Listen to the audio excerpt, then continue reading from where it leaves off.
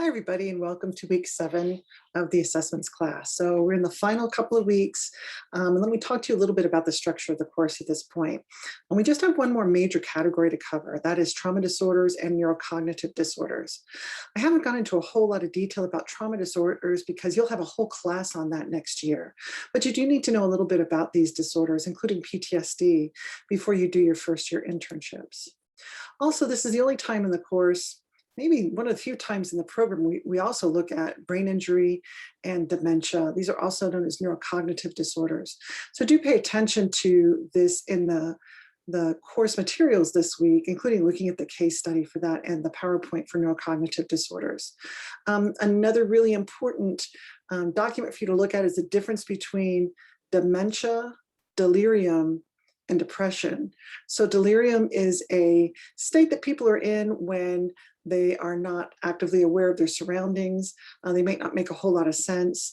And if you ever come across anybody like this in the community, you don't know if they're having a stroke or they have a brain injury or they have a brain disease or what. So the really important thing for you to do is call 911 and have them taken to the emergency room.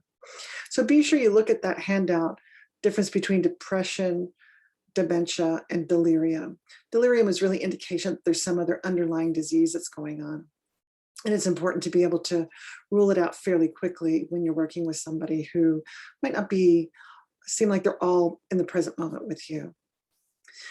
I've also finished writing the final exam for this class, so I decided to go ahead and post it early.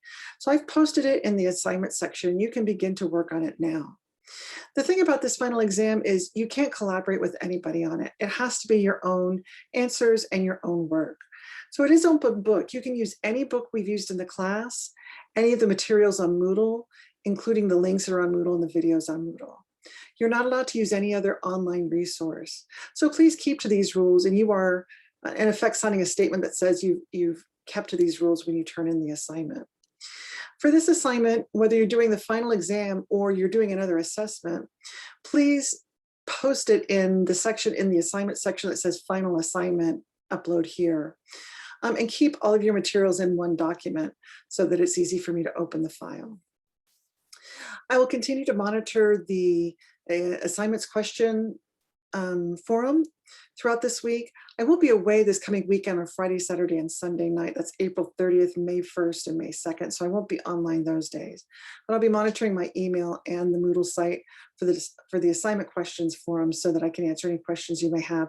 And you look at that form too, because you might be able to get to it faster than I do, and would be able to give your coworker, colleague, classmate the answer to the question. So I hope you've all had a good week. I will continue to read the psychosocial assessments that were turned in yesterday, and I will read them in the order that they were turned in. And if you turned it in on time, I will get it back to you by Friday this week, April 30th. If you turn it in later than that, I will get it back to you early next week, like May 3rd or 4th. Again, if you have any personal questions, like can you get an extension?